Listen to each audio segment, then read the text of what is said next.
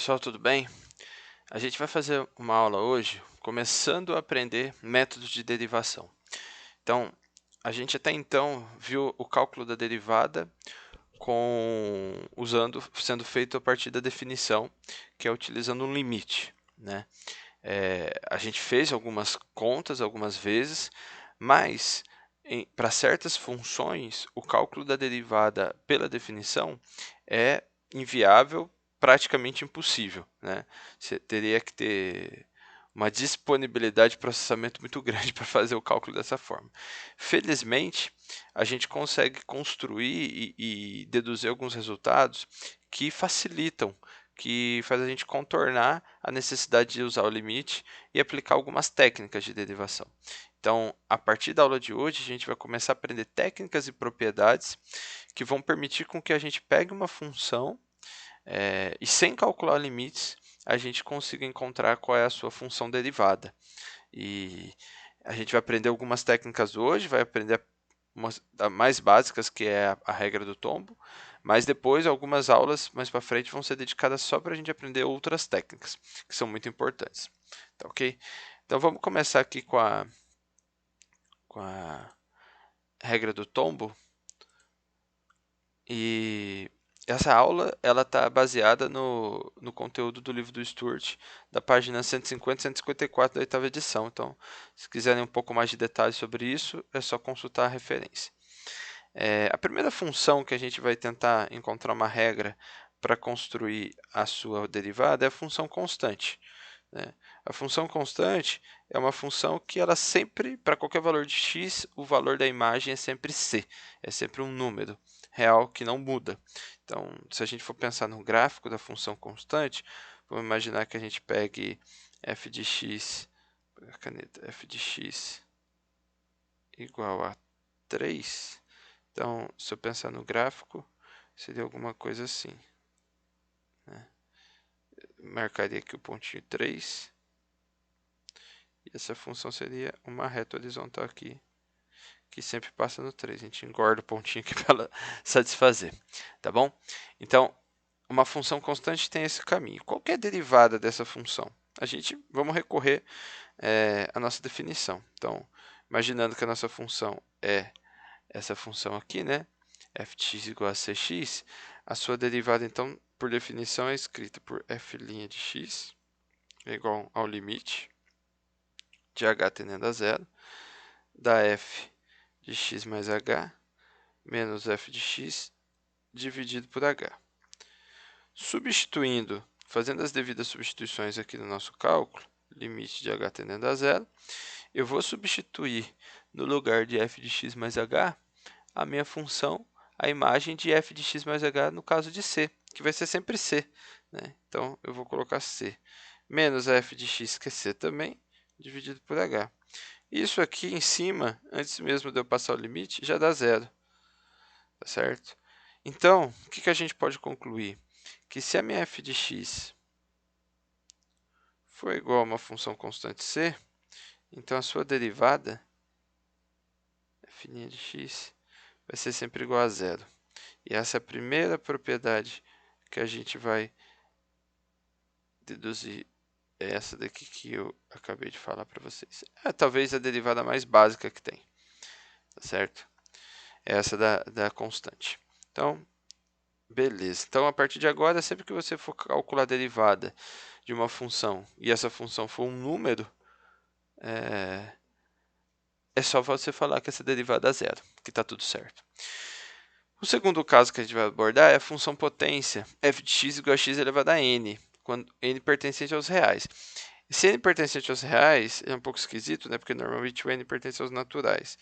É porque essa regra do tombo ela vale para qualquer expoente. Não precisa ser natural, pode ser um expoente real, não tem problema. O que a gente vai fazer agora é deduzir essa regra para quando o n é natural, tá? A dedução dessa regra para quando o n é um número real qualquer, a gente vai fazer mais para frente em outros vídeos. Então, a gente vai fazer a dedução para o número n sendo natural, mas vamos, a partir de agora, considerar que essa regra é válida para qualquer n, essa regra que a gente vai deduzir, ela é válida para qualquer n real, tá? Sendo que a dedução dessa propriedade completa para qualquer n real a gente vai fazer mais para frente. Para a gente chegar nessa regra, a gente precisaria calcular o limite pela definição, óbvio, mas quando for calcular o limite pela definição, a gente vai se deparar com uma coisa desse tipo, um binômio de Newton desse tipo, x mais h elevado a n.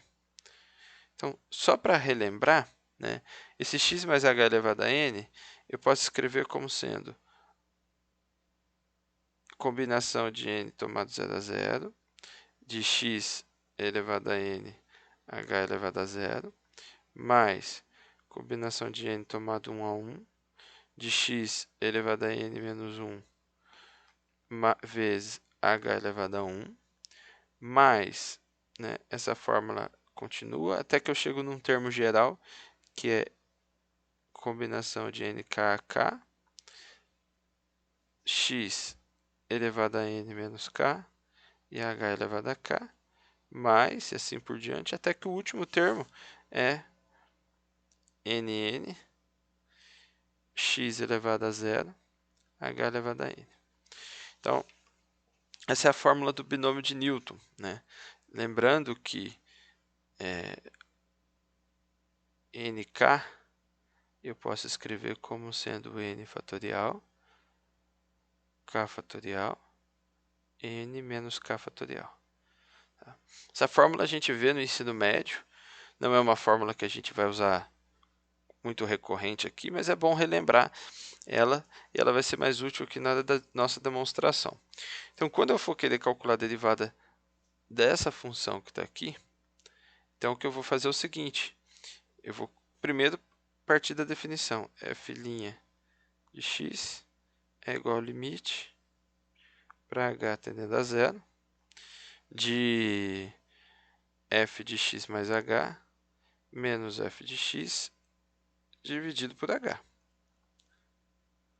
certo? Quem é a nossa f de x?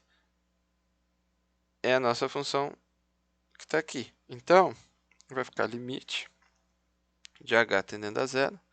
No lugar de f de x mais h, vai ficar x mais h elevado a n. Por isso que eu recordei isso agora com vocês. Menos x elevado a n dividido por h. Então, agora a gente vai abrir esse termo que aparece aqui. A gente vai abrir ele com essa fórmula e tentar fazer algum argumento para conseguir construir esse limite. Então, eu vou fazer isso aqui embaixo, porque vai ficar mais fácil por causa do espaço, né? Então, isso é igual ao limite de h tendendo a 0. Então, vamos lá. Vai ficar tudo aquilo que está lá em cima, n0, x elevado a n, h elevado a 0, mais n1, x elevado a n menos 1, h elevado a 1, mais, mais o termo geral, que é nk, vezes x elevado a n menos k, vezes h elevado a k, mais nn, x elevado a 0, h elevado a n. Tudo isso que eu coloquei aqui é apenas essa partezinha do limite. Então, agora é menos x elevado a n, tudo isso dividido por h. Vale recordar que se eu fizer essa combinação que está aqui em cima, ao invés de ser nk for nn, ou se for n0, isso dá 1. Tá? Então, esse termo que aparece aqui, ele é 1, e esse termo que aparece aqui é 1 também.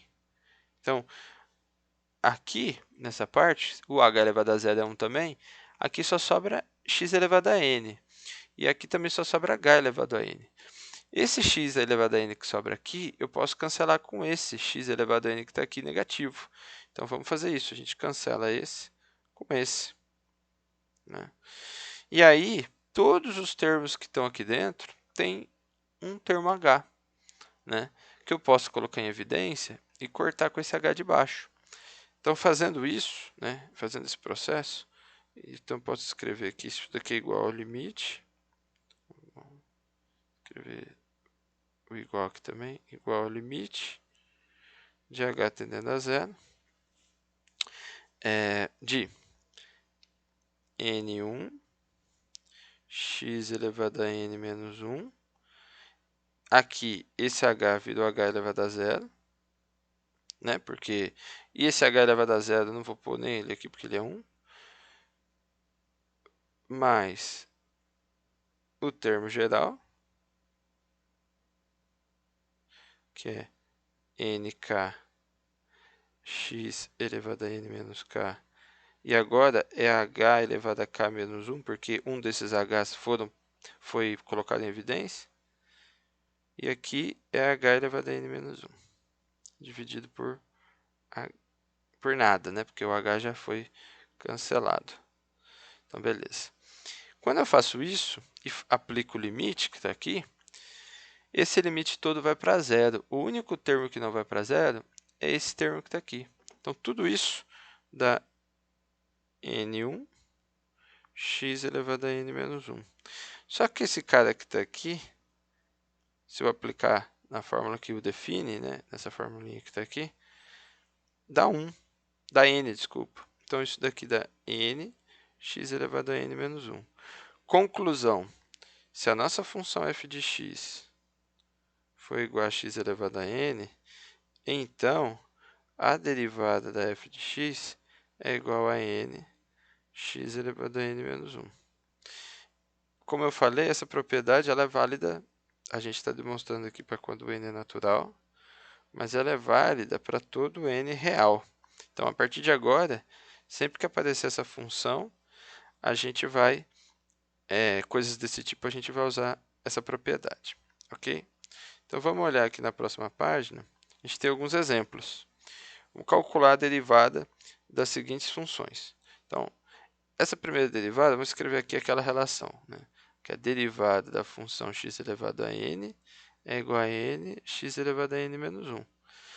De maneira mais prática, é eu pegar o expoente, ele cai, por isso chama a regra do tombo, o expoente cai, e em cima fica aquele expoente antigo menos 1. Então, nesse caso, nosso n é 6, né? Então, a nossa derivada da função ela é 6x elevado a 5, que é o 6 menos 1. Isso sem eu precisar fazer limite nenhum, né? Sem precisar recorrer à definição da derivada, o que acaba sendo muito interessante, muito bom. Bem, o próximo caso é essa daqui. Bem, essa função não está em termos de x, está em termos de t, mas é a mesma coisa. Então, a derivada dela vai ser, quem é o nosso n? É 1000, então fica 1000 t elevado a n menos 1, que é 999. Eu coloquei esse exemplo porque imagina se a gente tivesse que fazer essa derivada que está aqui pela definição. A gente teria que ter um t mais h elevado a 1000 mais menos um t elevado a 1000 dividido por h. Esse t mais h elevado a 1000 a gente ia ter que abrir, ia dar um baita de um trabalho. Então, fazer a conta direto pelo método, pela regra, acaba sendo mais viável. Às vezes, então, como eu falei, a gente vai usar aquela regra para n pertencente aos reais, tá ok? Às vezes, o polinômio ou a função não aparece da maneira que a gente tem, né, x elevado a n. Mas a gente pode ajeitar isso. Então, essa função, eu posso escrever ela como sendo, o item c, né, como sendo x elevado a menos 2. Então, f de x é igual a x elevado a menos 2. E, portanto, nesse caso, a minha derivada, f' de x, eu aplico a mesma regra. O expoente cai, então fica menos 2. X elevado ao expoente, que é o menos 2, menos 1. Né? Então, fica menos 2, x elevado a menos 3. Essa seria a minha resposta. E no último caso, é uma situação meio semelhante, né? Eu não estou exatamente com a função com expoente bonitinho x elevado a n, mas eu posso reescrever isso, né? Esse f de x pode ser x elevado a 2 terços. E agora, aplicando a regra do tombo, né? F' de x igual esse 2 terços que está aqui, ele cai na frente do expoente, e aqui então fica 2 terços x elevado a 2 terços menos 1. Essa vai ser a resposta. Então, é 2 terços x elevado. 2 terços menos 1 é como se fosse 2 terços menos 3 sobre 3, certo? Então, aí fica menos 1 terço. E aí eu posso manter assim a resposta, não preciso mais mexer. Então, a gente já consegue calcular a derivada de várias funções sem precisar recorrer a limites. É claro que a gente não consegue, desse jeito, calcular todas as derivadas, vão ter outras restrições. Mas para um grupo bem grande, a gente já está conseguindo calcular a derivada.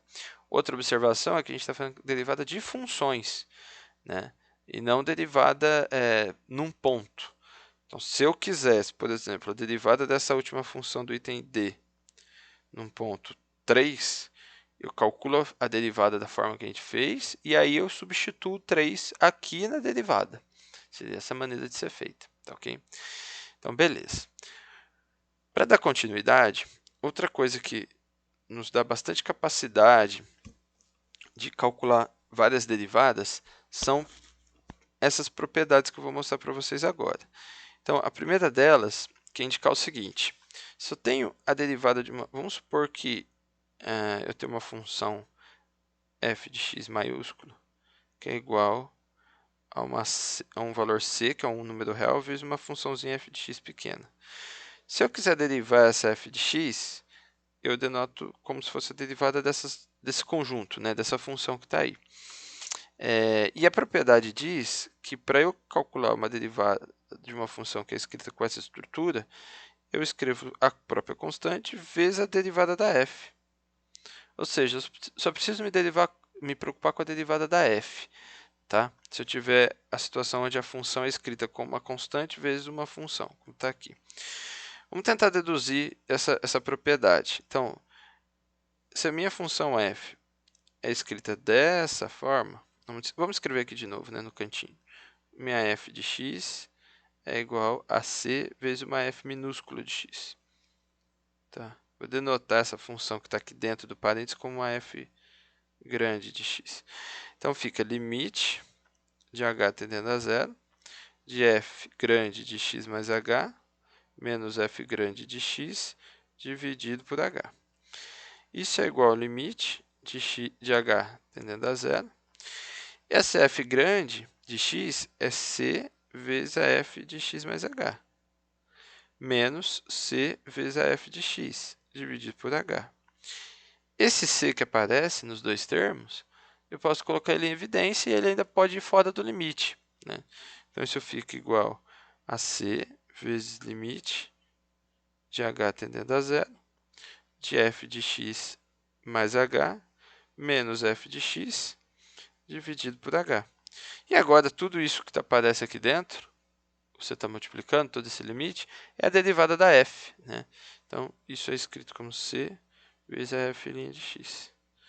O que comprova a propriedade que a gente colocou no início, tá bom? Bem, a segunda propriedade, ela é bem interessante e bem importante. Ela diz o seguinte, que a derivada da soma de duas funções é a soma das derivadas de cada uma. Então, se eu tiver que derivar uma função que, na verdade, pode ser escrita como a soma de duas, basta eu derivar cada uma delas e depois somar. Vamos tentar chegar numa demonstração disso. A gente vai treinar essas ideias daqui a pouco. Então, vamos supor que eu vou chamar de h de x a minha soma de funções f de x mais g de x. Então, eu quero derivar h de x, ou seja, eu quero derivar esse conjunto. Então, fica limite de h tendendo a zero de h de x. Desculpa, esse h de x não tem nada a ver com esse hzinho, tá? Vou até apagar aqui. De h de x mais h menos h de x dividido por h. Esse h que está aqui embaixo não tem a ver com esse h que está dentro do argumento, que está dando nome à função. Substituindo a devida função, fica limite de h tendendo a zero de f de x mais h mais g de x mais h. Tudo isso que eu estou colocando aqui é simplesmente a substituição disso. Ou seja, é eu valorar essa função em x mais h. Menos f de x mais g de x dividido por h. Tá ok? Se eu reorganizar esse limite, eu posso escrever ele como sendo f de x mais h menos f de x, tudo isso dividido por h, mais g de x mais h menos g de x, tudo isso dividido por h. Posso fazer isso, não posso? E aí, fazendo isso, né, essa parte que está aqui, essa primeira parte, é a derivada da f. E essa segunda parte, né, eu aplicando a propriedade de limite da soma é a soma dos limites. Então, esse limite é a derivada da f, e esse limite dessa função é a derivada da g. Então, isso aqui é f' de x mais g' de x, o que demonstra essa propriedade também. Tudo bem? Tem uma terceira, que no fundo é uma consequência. Isso aqui eu vou deixar como exercício, mas é muito similar ao que a gente fez no item 2, que é a derivada da subtração de duas funções é as subtrações das derivadas. Mas isso também é bem tranquilo de ser demonstrado e a gente vai usar a partir de agora. Então vamos usar essas propriedades aqui para calcular a derivada dessa função que está aqui embaixo. Veja que agora eu estou num polinômio. Usar a definição para calcular a derivada disso seria inviável, completamente inviável, mas eu vou fazer uso das regras. A primeira regra é uma junção da regra 2 com a regra 3, que a derivada da soma de funções é a soma das derivadas. Então, ao invés de eu ter que me preocupar com a derivada disso tudo, eu me preocupo com a derivada de cada um dos termos. Eu vou ter que saber derivar x elevado a 8, derivar 12x elevado a 5, e cada um deles separadamente. Tá? Então, é isso que a gente vai fazer agora. F' de x é igual. Opa. A derivada de x elevado a 8, pela regra do tombo, é 8x elevado a 7. Mais.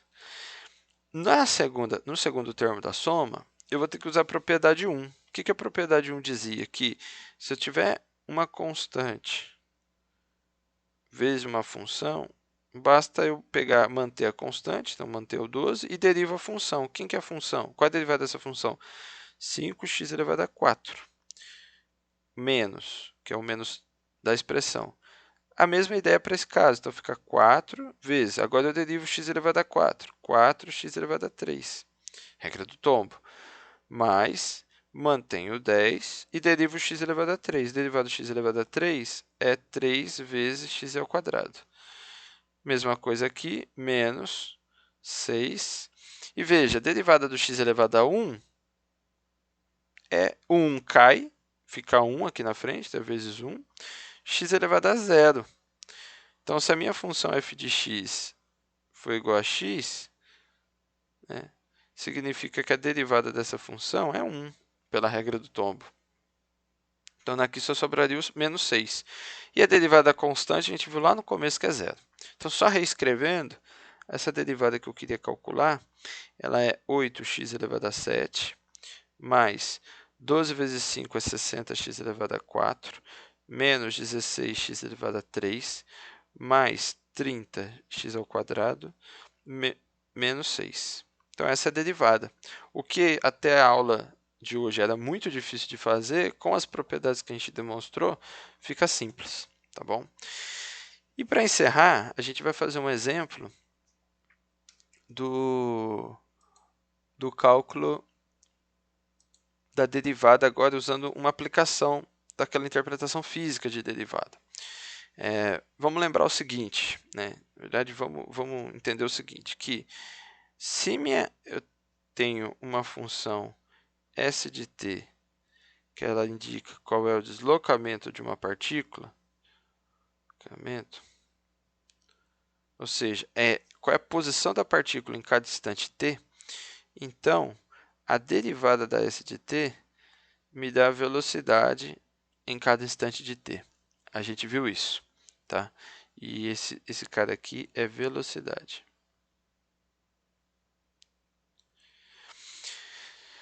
Se a gente pensar,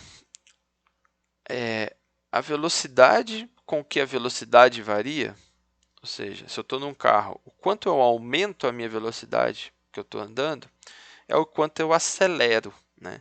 Então, eu posso entender a aceleração como sendo a velocidade da velocidade, que no fundo seria a derivada desse v de t. A derivada desse v de t também pode ser vista como a derivada de segunda ordem do s de t. Então, se eu escrever s, duas linhas de t, que seria igual à derivada do v de t, isso é igual ao meu 1a de t. Isso indica a aceleração. Ok? Então, vamos usar essas ideias para resolver o exercício de cima. A equação de movimento de uma partícula S é dada por essa expressão que está aí, onde S é medida em centímetros e t em segundos. Encontre a aceleração como uma função do tempo, ou seja, eu quero achar esse a de t que está aqui. Depois, qual é a aceleração depois de 2 segundos? Então, a primeira parte, eu tenho que fazer duas derivadas da S. Então, a primeira derivada do S, de t, eu vou fazer a aplicação das regras que eu aprendi hoje da regra do tombo. Então, como aqui é uma soma de várias funções, eu olho um termo de cada vez. Então, a derivada de 2t elevado ao cubo, eu mantenho 2 e faço a derivada do t elevado ao cubo, que é 3t ao quadrado. Menos, mantenho 5, derivada de 2t de t ao quadrado é 2t, vezes, né? Mais a derivada de 3t é só 3 e a derivada do 4 é 0. Reescrevendo isso, S' de t é igual a 6t² menos 10t mais 3. Essa é a derivada. Isso é a nossa velocidade. Só que eu quero achar a aceleração. A minha aceleração é a derivada segunda de t, ou a derivada de segunda ordem. Então, eu tenho que derivar isso aqui de novo. Agora, eu tenho que derivar esse termo que está aqui. Então, para derivar isso, eu vou fazer um pouquinho mais rápido, fica 12t menos 10. E aí eu chego já na minha... Então, eu tenho uma expressão para minha aceleração em função do tempo. Se eu quiser, sabendo que o movimento obedece a essa equação, eu consigo saber qual foi a aceleração em cada instante de tempo. E a pergunta é, qual é a aceleração no instante de tempo igual a 2? Basta eu substituir. Então, eu quero saber quem que é a de 2.